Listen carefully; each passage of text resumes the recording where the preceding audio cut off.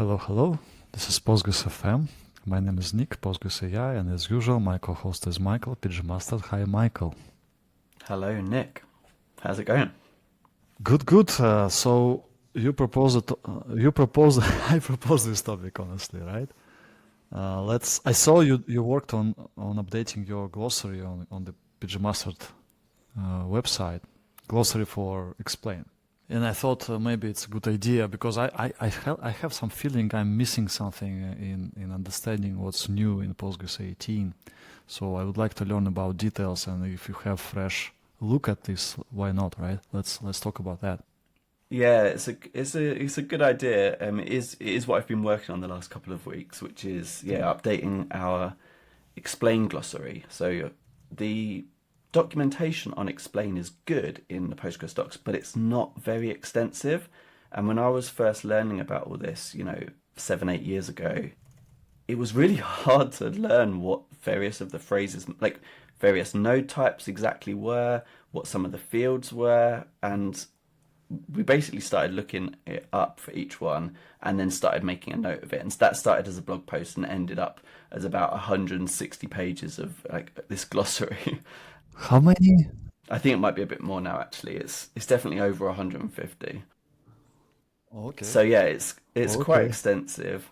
And as a result, actually now have to update. Well, I don't have to update it each year, but try to update it each year when the major versions come out so that it's up to date.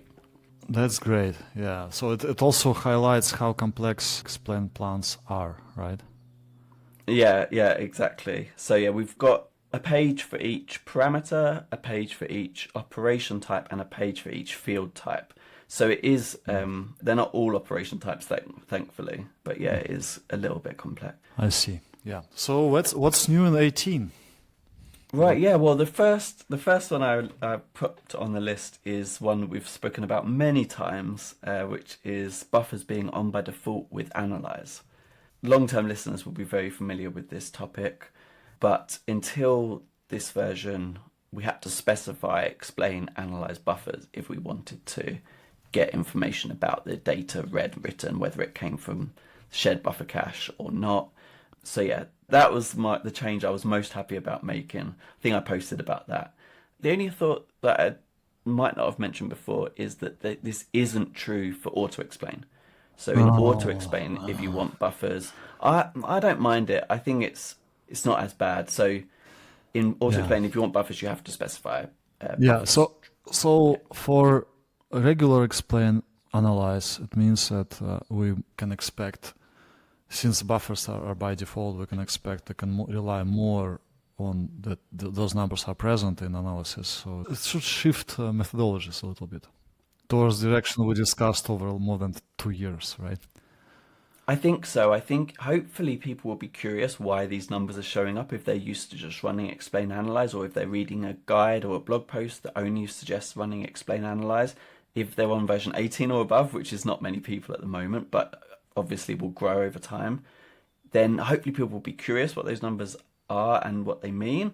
And not only will it help them, but if they can't solve their problem and they have to ask for help on the mailing lists or to a consultancy or to a tool or wherever, the people that are more familiar with those numbers or the tools that use those numbers to give tips can get them automatically. So get them on the first try without having to ask the person to run it again and maybe having to guess at what the problem is. So yeah, I think it's a big win for people who are trying to solve their own problems, but also people that are asking others for help. Right. That's great. Yeah. Those who listen to our podcast for quite some time know how we appreciate buffers. So such big relief it's now by default. We Yeah, had several episodes about that, right? yeah, and So only 4 or 5 years until we can just stop telling people to run it with buffers at all. yeah. So if, like TLDR version is like just use buffers because in most cases query is slow because of IO, and buffers brings you IO focused analysis. Yeah, Without yeah, it, yeah. it's like you don't see the important piece. Yeah, great. So and I think do you plan any, I question you. I have a question to you. Do you plan to focus on buffers even more in PGMaster to do something, like some changes with Postgres 18 release or no? Not with buffers, but with all the others, yes. Buffers, because we have a string in PGMaster where you can copy from, we automatically suggest people gather buffers, and most do. Maybe like, it's not quite 95%, but it's close. So we already focused quite a lot on buffers, and I don't think this is going to massively change that. The only change I'm looking forward to making is dropping it from that string in about 4 or 5 years' time. Once Postgres 17 is out of support, I think we'll drop buffers from the string, because we'll be fairly confident that if they've got analyzed, they'll get buffers. So that's the one change I'm looking forward to making. Yeah, great. Yeah. Okay, that's pretty straightforward. Let's move on. What else? Yeah. This I knew very well. Yeah. Like, I knew. Yeah. There's two that I'm not sure which is the most important or most exciting. Let's go with most important first. I think actual rows being now rounded to, or being reported, to 2 decimal places is really, really big. So until this version, so in Postgres 17, the number of actual rows is an average number per loop, and that's mostly fine, except when you have lots of loops, and specifically like many loops. So for example, a nested loop that has 10,000 loops, because if it's being rounded, especially at low numbers, that number can be quite far off, especially between 0 and 1.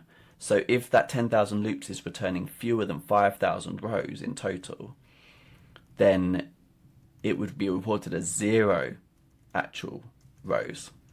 And that's a big difference from 5,000. So yeah, that for me is a huge change in terms of seeing the details into some quite common performance issues. So it's quite common that a performance issue would show up where you're getting lots of loops, either because looping was a bad idea in the first place, or because there isn't the best index available. So that one I think will really help in terms of giving a more sensible number once you multiply actual rows by number of loops. Is it only in nest loops or somewhere else? It's only in nest loops, right? Definitely in parallel plans as well. So if you've got like 2 workers, then the number of actual rows you need to multiply it by 3 to get leader plus the 2 workers, because it gets average per worker process as well. So I think there are other cases as well. Maybe not. So this basically, bottom line is just this helps us reduce the error, right? Yeah, that's it, right? Because it can be big if a lot of loops happening. Exactly. Okay. More accurate in a lot of cases, and a huge improvement for specific performance issues. Does it help with some kind of analysis when, like, for example, PGMaster recommends users what to do? No, a little bit, like numbers, right?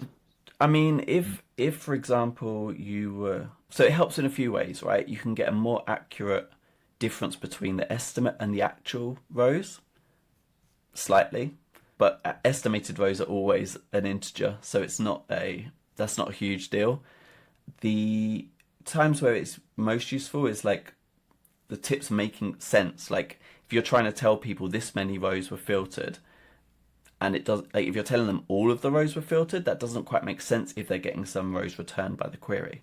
So it helps a little bit, but you're still going to get the tip regardless of this. It's just more a case of like maybe it should be helpful at different level when you have a bunch of queries, like say hundreds of queries, and you need to prioritize and choose top 5 which you need to focus first on. Yeah, that's right? a good point. So, let's take our case where we had 10,000 loops. The difference between returning 5,000 rows and returning 5 rows is huge. Like that. Yeah. Depending on the size of the table, it might be that a totally different index scan is like for one, a bitmap heap scan might be really efficient, and for the other, you might actually want like an index scan. So it might actually matter for how much optimization potential there is as well. If you're returning 5,000 rows, there's only so fast you can make that.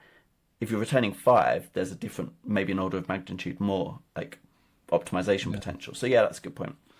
Yeah, so more precise numbers can help you to have more precise prioritization when you're dealing with a lot of plans.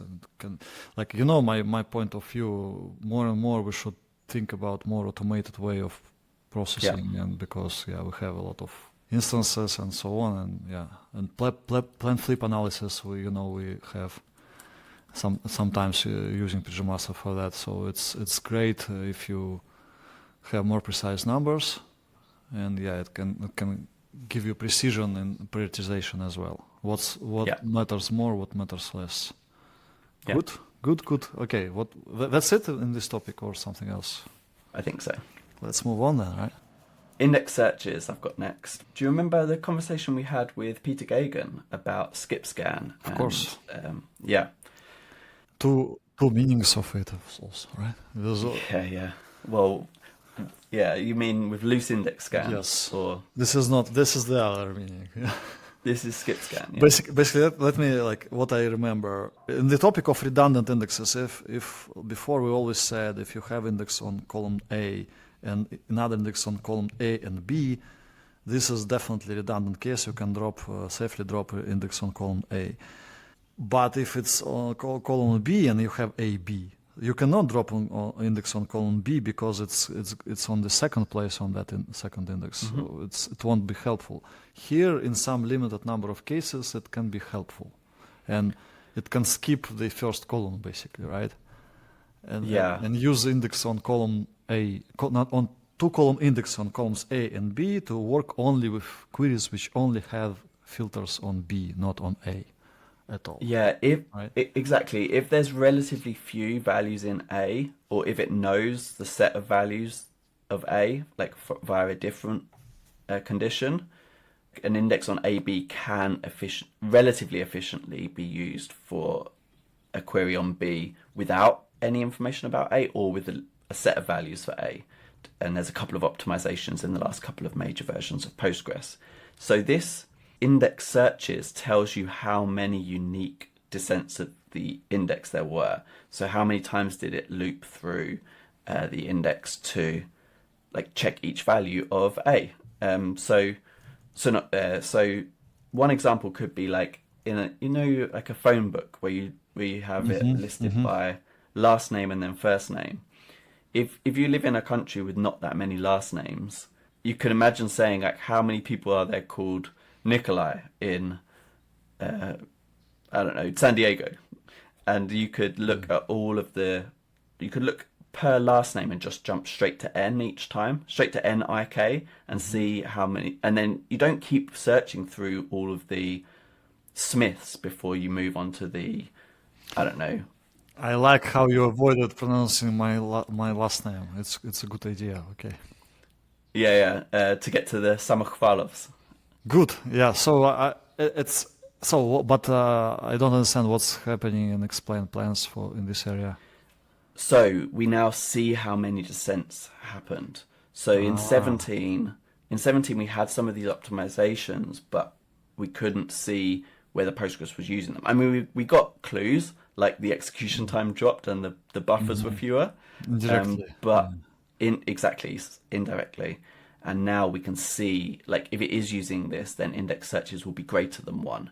If it's not using the optimization, index searches will equal 1. Good. And how does it help for analysis? Good question. So at the moment, most of the time, by the nature of this work, these were optimizations put in, right? So most of the time, if you're getting these, your query's already faster than it would have been in previous versions of Postgres.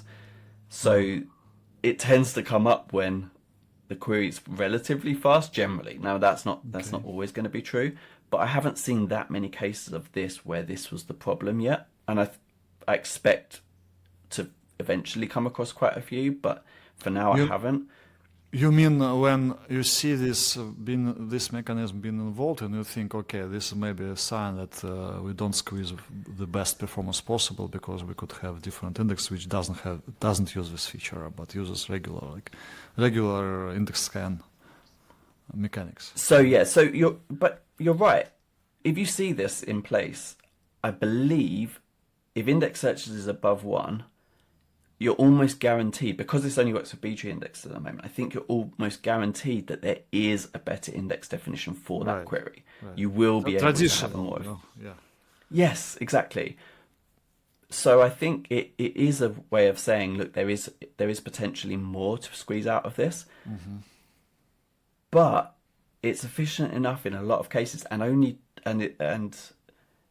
the idea of the feature is only to be used when it's a better option. That I haven't yet seen query plans. You imagine a query plan is actually quite complex, and you imagine this is going on in your query, but there might be a different part that's actually the bottleneck. So I haven't seen this, like, where this is the problem be the bottleneck yet. But it will be, and for very, very simple queries, it's very easy to show it. In fact, I blogged about it just last week, showing how you can then optimize it further. And skip scans also introduced in Postgres 18, so the feature comes with observability bit. This is a good demonstration how developers should think about development. They should think about not only features, but also how they will be observed. Right? I mean, in a regular DevOps approach, you think how you will monitor your feature. And in this case, it's not monitoring, it's a micro-level optimization, micro-optimization, but still it's great for transparency. I guess it helps all, including to develop this feature, you need to see it, right? In tests maybe as well, regression in regression tests Postgres has. Maybe also this is used, I guess. Good, cool. So by the way, on the monitoring front, you can actually see these at macro level already. It just subtitles. Really? I missed that. Not added in 18. This was available previously. This was available previously. What's the column? Let me find it. Oh, actually, no, maybe not pgstat statements. Sorry, pgstat user indexes and similar. Those views. Yeah, you can see all indexes also. There's just not all indexes. Yeah, exactly. And there's an IDX_scan column. But this is old one. Yeah, but it counts these individual descents. So if for one call we have multiple index scans. Yeah. That's interesting. That's super interesting because, we develop quite advanced monitoring lately.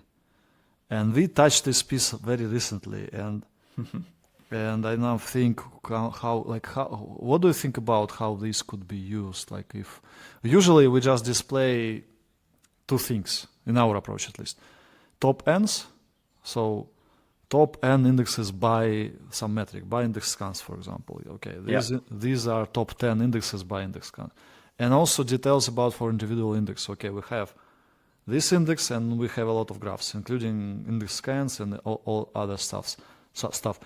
So I don't understand how we could use what you're saying. We need basically to understand how many queries involve this index and somehow highlight that it's not 1-to-1, it's 1-to-n, right? But how? Yeah, but it depends what the problem is you're trying to solve, doesn't it? What... At macro level, I don't see how. I guess it's possible, but we need somehow to understand all the query IDs and their calls in pgstat statements that there is this index is involved there. How to do that? It's an interesting question. And we need because pgstat statements basically it forgets about plans. Maybe something Lucas Fittel Pganalyze is working on lately.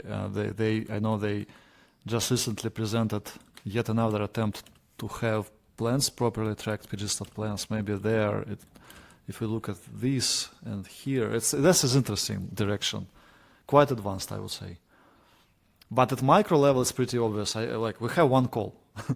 Explain it's always one call. So if we see multiple index scans, Okay, thank you for some advanced stuff here. It's food for additional thoughts. Yeah, while we're thinking about the macro level, one idea I had was if you have, let's say, like a really write-heavy workload and you really want to minimize the number of indexes you have, you might want to expand your search of these overlapping index. So you mentioned, for example, what you define as an overlapping or redundant index. You might want to expand that search to consider indexes that have the index the same columns but in a different order. So if you've got an index on ABC and on BAC to serve different reads, especially if any of those columns like A or B are low cardinality, so like don't contain that many unique values, there's a chance that you won't have to pay too high a cost on your reads, and you might be able to reduce the number of indexes you have, which I thought was interesting. So you want what I think? If IDX scan column in pgstat all indexes, pgstat user indexes, if this is registering multiple, like it increments by not one but by some number when we have a call which uses skip scans. In this case, it tells us that probably there should be another column which would show distinct calls number. I mean distinct per like how many queries were there. So in this case we would have two counters. So one would be just how many queries, how many statements use this index, and another is how many index scans were there. If these numbers are different, more than one, ratio is more than one, that means there is a room for like some. Interesting that our direction of thought is to avoid skip scans. So to avoid using this feature somehow. Yeah. Well, I was just proposing a time where you might want to go the other direction, actually embrace skip scans, and you would lose some performance on some reads, but you'd gain some performance on some writes. So I think there are some folks who would happily pay that trade-off in certain workloads, like, you know, Internet of Things, ingesting like loads of data, just wanting to have minimal indexes on a table. You probably already got minimal, or like you've got very few, but you might be able to reduce it by one or two more with this. Mm-hmm. But yeah, with most workloads being read heavy, I think it makes sense. Normally we can afford one extra index if it makes a really important query or really important endpoint much faster. Mm-hmm, mm-hmm, mm-hmm. Yeah, definitely. There's like some feeling that things like observability can be improved here. We are far from. Currently, if it helps, I've thought about it a little from the micro level. Like you're thinking from the macro level. From the micro level, I'm currently thinking there are wins here, but they're unlikely to be like super common. They're unlikely to be that huge. And I'm still seeing loads of queries out there that can't use any indexes or, have really abysmal performance. So like this scans. Yeah. So it depends. Like it depends how often this is coming up and how much optimization potential there is when it does. Yeah, well, depending on the project stage. If a stage is early, usually people focus on adding indexes. We deal more with slightly grown startups, and they usually come to us with problems, and we observe a lot of unused, redundant, and index bloat, and so on. That's why we focus right now in opposite direction. Yeah, but redundant, like I've seen, you probably see this all the time, but the exact same index, like 3 times. So there's like, yes, there's often even lower hanging fruit. Yeah. But you see it at micro level in explain plan, how to identify this problem in aggregated state, like at macro level. Yeah. This I don't understand yet. Probably it's going to show up in number of buffers. What I do understand, IDX scan is now what like meaning of it shifted for me. So it's not how many queries like. Well, it kind of used to be, right? It used to, because index searches. I'm not sure of the exact semantics. I think there have been some optimizations in the past that might have used this, but in the past it was pretty much one-to-one. It's only it might happen multiple times. It was possible even before if the same index is used in different parts of queries independently. Multiple index scans. So it can be, for example, CTE. right? So different stages can use the Union. same index multiple times, union. So it's definitely not 101, but now it's even more not 101. Yeah, yeah. So it's interesting. Anyway, I will be thinking about this. Thank you. As I said, this is for the food for additional thoughts. Yeah, yeah. So there should be some process here. Yeah. Okay. Should we go through a few more? Yeah. Window functions. So in the past, if you specified verbose, you get output at each stage of a query plan, and window functions would just say like over question mark. So if you've got multiple of them in your query, it could start to get a little bit tricky to see which one was which. Obviously, that's quite a niche case, but if you're sharing it with somebody else, they might want to see what I think verbose is especially helpful when you're sharing plans with other people or with tools. Now that has been improved, so we still get over like W1 now, and then there's a separate field that reports what W1 is, which window function that is. So if in the past I remember we said explain analyze buffers, but on your website I saw actually explain analyze buffers verbose settings on, right? Settings or just settings? Not, you can skip just on. settings, yeah. Both work. And what else? Wall? Or it's included to verbose? Wall's good, but not. I don't find it useful that often. Like most of the queries, It's useful. serialize, I think is This is Postgres 17 feature, right? Or 16? 17. yeah, 17. So now mantra is explain, analyze, buffers not needed, settings, verbose, serialize, wall. It depends, right? Like I think if you're typing them out by hand and you're in a rush and it's a production incident, sure, just go ahead and grab whichever's quickest to type. But if you're not, then why not just paste them all? Like Which all? Like there's like everything. This should be a PG explain everything. We discussed it, and I think you proposed something in Hackers. Yeah, I ended up settling on proposing that explain, analyze, verbose should give you everything. Like everything should be on by default with verbose because it kind of means like I want like verbose output. It didn't go very far, but yeah. So what like there should be some one recommendation you usually tell people when they come with problems. The one that that you copy paste from our app is explain, analyze buffers, verbose, settings. I think we haven't included the 17 ones because not enough people are on 17 yet. And format JSON. I think we dropped that. That's great because I hate dealing with JSON. People send us JSON and I can go to some tools, but I cannot read myself.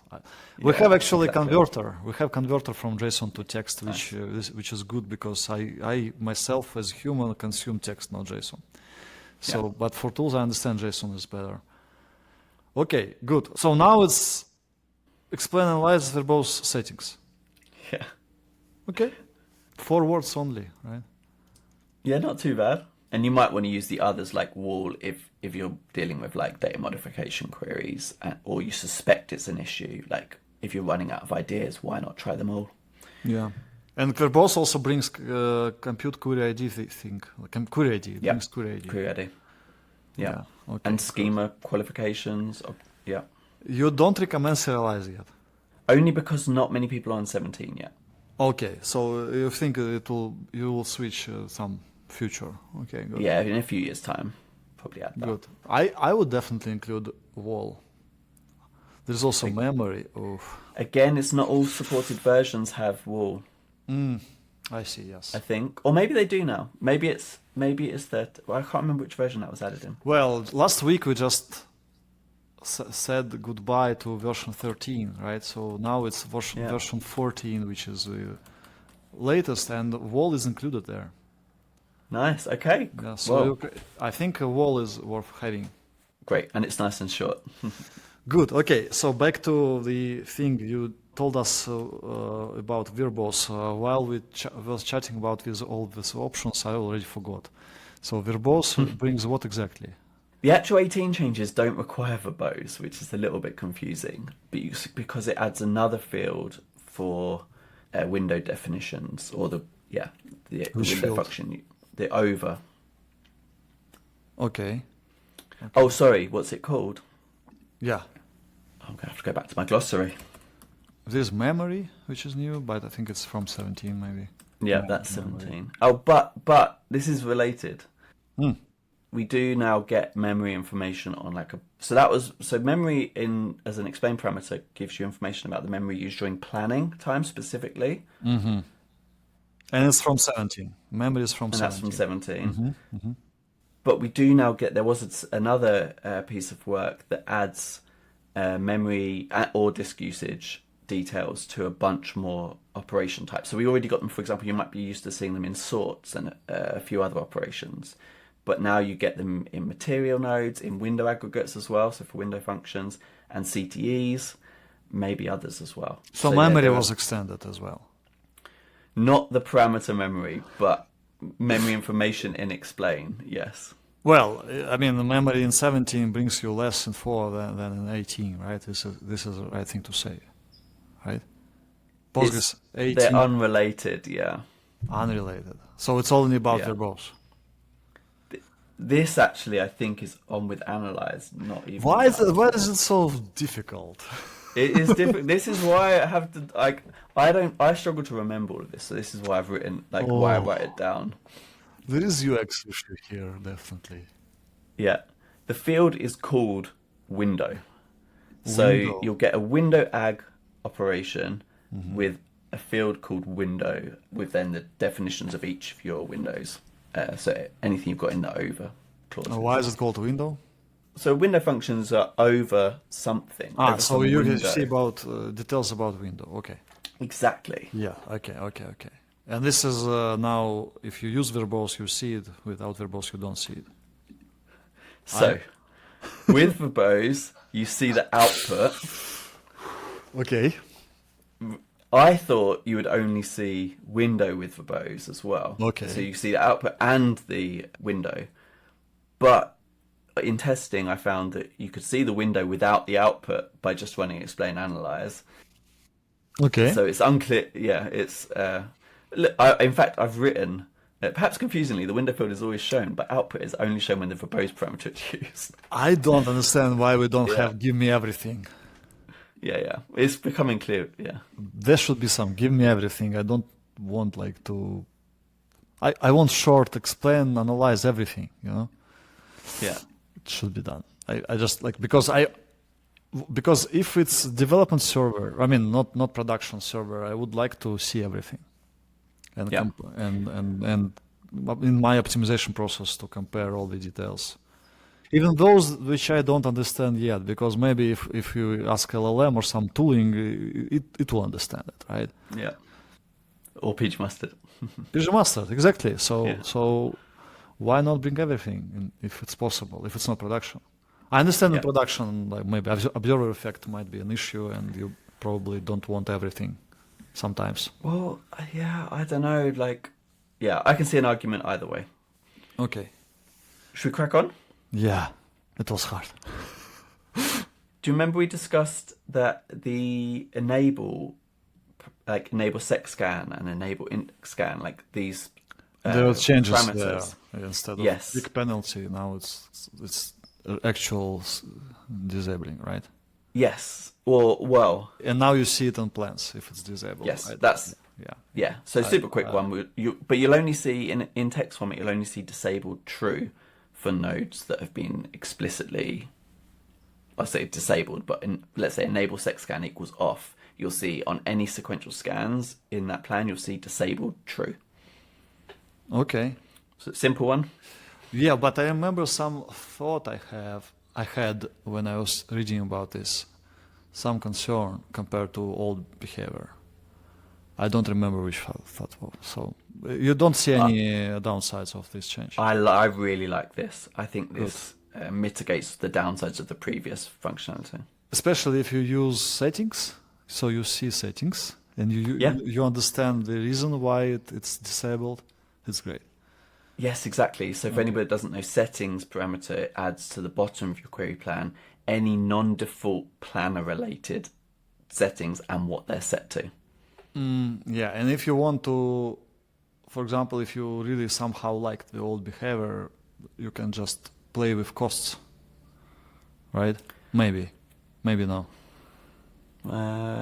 If there is a Maybe. problem, there is different problem. Like we don't see the second plan.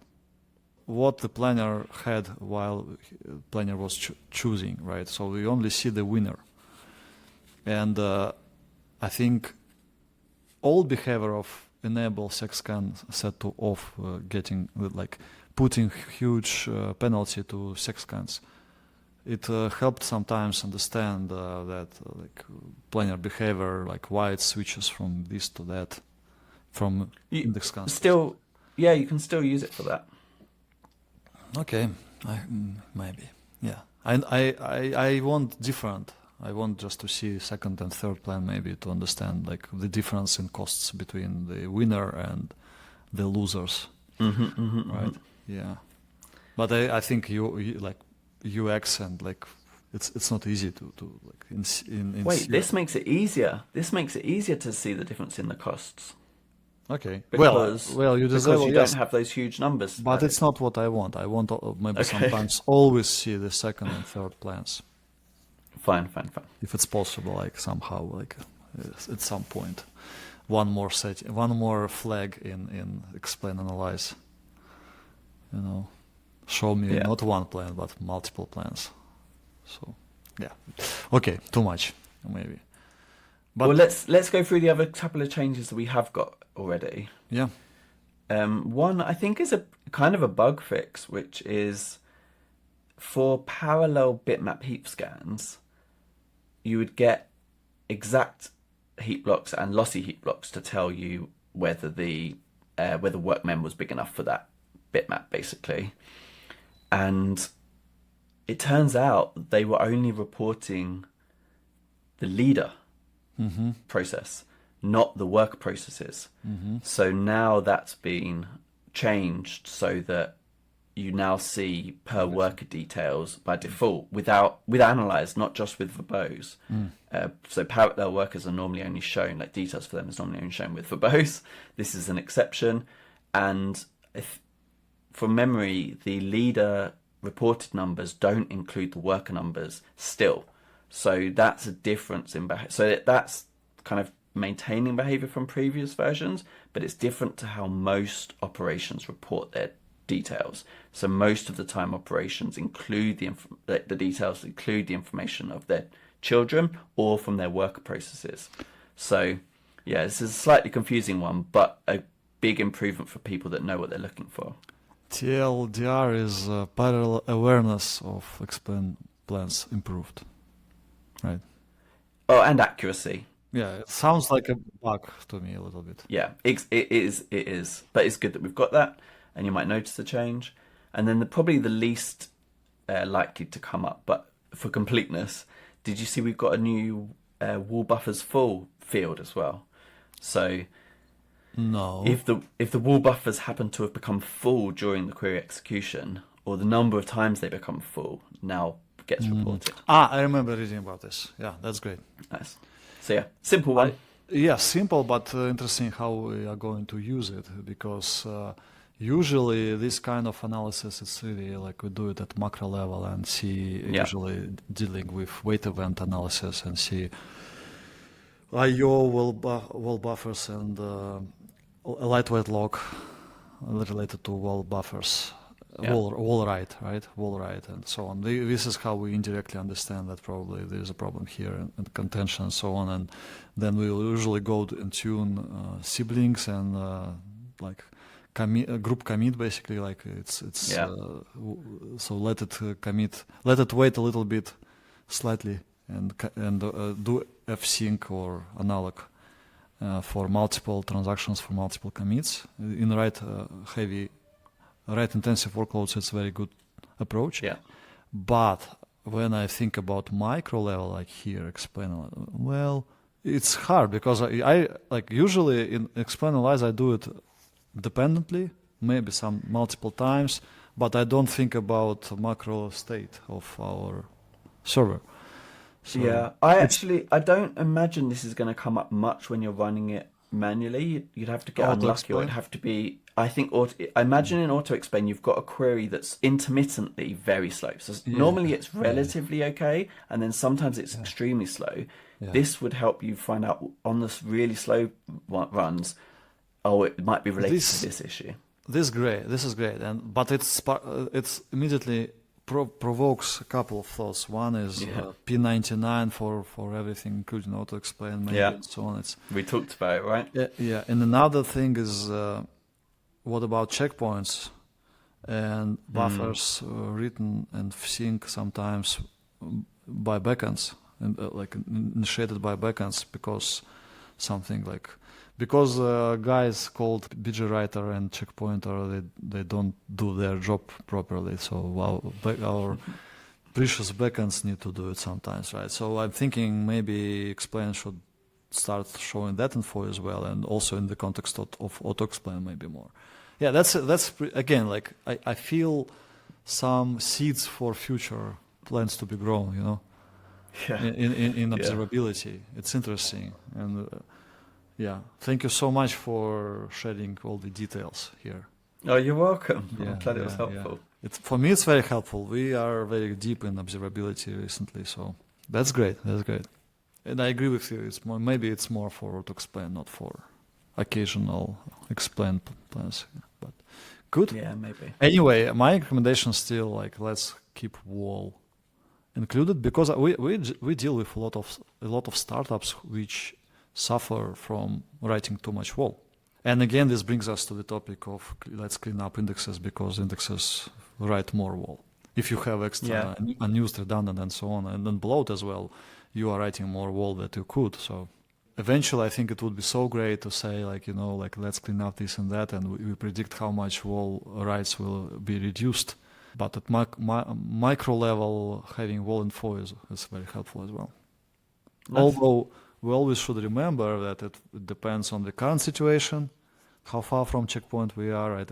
And also it depends on parameters because you just take different parameters, you will do very different thing, including wall writes will be very different. So maybe. Well, and I think it's difficult for micro stuff because you need concurrent workload as well for it to be like Why? super Not concurrent, but the state needs to be like fixed. same each time. Same, yeah, but this is That's a solved good by, point. by DB Lab. We can reset and be in the very Okay, yeah. same step, state, Nice. right? So that's great. So database branching helps. So you start always, you have various like ideas or iterations, and you always start from very same state, including like everything, including tuples, including the distance from checkpoint, everything. So this is not a problem. The problem is like I see like for example if you forgot that parameters matter a lot. Like in one case you can get a full-fledged update, in another case you can have hot update, and you will see very different wall numbers there, right? Yeah, true. But wall buffers full, it's interesting. Like why don't report number of dirty buffers in each table involved in this case? Whoa. Like like having PG buffer cache here. Well, I'm But joking. I think you do get dirty if you include buffers, you get dirty pages. What concerns me in this, what you said, it's not only what we did, but also what others did before us recently, right? In this case, let's report dirty buffers for each page, each table fully. How many like buffers loaded to the buffer pool? How many of them dirty for this table, for this index, for each relation? Oh, this complicates, like it's too much. But anyway, like I'm curious what was the reason to introduce this. I think there was a specific reason, right? I guess so. Sometimes these things get added for completeness. So like it was getting added to some system view, and it's like, oh, why don't we also report this in explain? So I'm not sure which way around this one was. But yeah, normally these things get added because they're needed for some production incident and they weren't available. Well, in defense of this, there are things that also depend heavily on previous actions. For example, the state of caches, right? If you use buffer numbers, you see reads, but next time you see hits. Yeah, true. This is maybe like in the same route of thinking. Like, yeah, okay. Anyway, great. I think it was very advanced, and I doubt like it's everyone should know everything, remember everything. But in general, I feel like the depth of everything is like increasing. Like it's Yeah. more and more nuances. This is great. Yeah, Appreciate. absolutely. Yeah, appreciate all this. Thank you so much. Good to speak with you and catch you soon. Bye bye. Have a good week.